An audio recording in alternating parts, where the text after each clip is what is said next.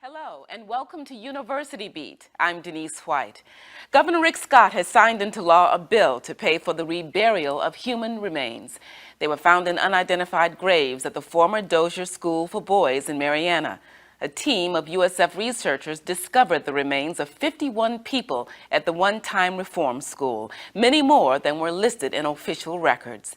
The USF team positively identified 7 of them, and for 14 more offered presumptive IDs. Dr. Erin Kimmerly led the university's investigators, and she joins us now. And Dr. Kimmerly, welcome to University Beat. Hello, thank you. First of all, bring us up to date on where you are now with the investigations at the Dozier School, the former Dozier School Reform School for Boys. Well, we finished all of our field work and are just wrapping up the laboratory work. We've made many identifications. We have many more still unidentified, and we've resubmitted DNA in several cases to see if we couldn't get a viable sample. And other than that, we will be done very soon. It's been difficult to identify all of the remains. Why? In large part because we just haven't been able to find all of the families. We're talking about a couple of generations ago. Because these were children, they didn't have offspring, and so we're having to go back and find parents, aunts and uncles, cousins, siblings, and follow through maybe 2 or 3 generations where they are now. We also have the challenge of having to find relatives on the maternal side because of the type of DNA that preserves over time. And we've had a lot of success, with finding additional families, but just haven't been able to make all of the matches. Let's go back to the beginning of your first involvement with this. How did you come to know about this school, and at what point did you decide you just had to get involved? Mm-hmm.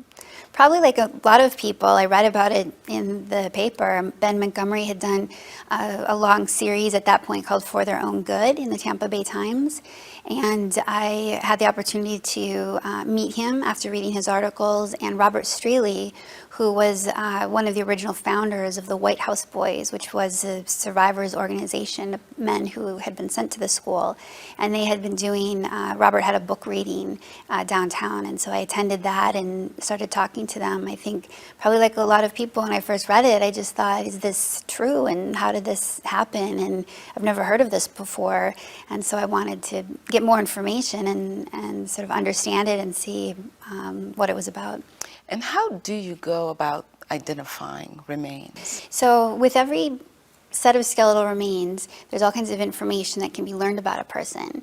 It's kind of the biological who you are, your age, whether you're male or female, how tall you are, what you eat, your nutrition. And so we put together all those variables that kind of paint a picture of who a person was, again, from the biology perspective, and then do a facial reconstruction, if there's clothing, artifacts, anything that kind of tells that story of who's this person, and put it out to the public. And that's what we did in this case too, is, not because somebody's going to recognize the picture from so long ago, but in trying to get families to come forward and finding the families of the missing. That's what is really key and essential. And once we do that, we can start to narrow down that list of who this person might be. We use DNA testing, where we test remains, bones or teeth from the unknown person to a sample from a family member. And if the match is there, then we can make a positive identification. In the broadest definition, anthropology is the study of man, but forensic anthropology seems to deal with man or woman at their absolute worst. So talk about the toll that this has taken on you, this kind of work. Well, I think that, early on in college, I'd say I always wanted to be an anthropologist, kind of toyed around with different types of anthropology. Really became interested in forensic applications in college when I was doing work overseas in the Balkans, and just realized that science could be used in these justice issues and human rights issues. And so I think on a very professional level, I've always viewed it and approached it, I don't want to say as a job, but as a tool and a way to help people, what we call enforced human rights, right? There's human rights where you just monitor and report, and then there's something where you take action. And in this case, the action is returning remains to families, giving families knowledge and information that they otherwise don't have. maybe that goes to court and someone's held accountable if there was a crime committed. And so I think it's very rewarding, even though it is dealing with death and tragedy, it's been very rewarding from that perspective. It can be hard at times, of course, especially when you're talking about crimes and violence against children. It's really hard to get your head around that and understand, how that could happen. So many people knew, everyone looked away. There's all these ways that people can kind of justify it in their minds, I think, and that the state justified it over decades to allow it to continue. But I think, what we have at the end of the day is hope, and that with answers and resolution comes some type of peace, and that's what we've tried to do for these families. How has the recognition your work has received impacted the school?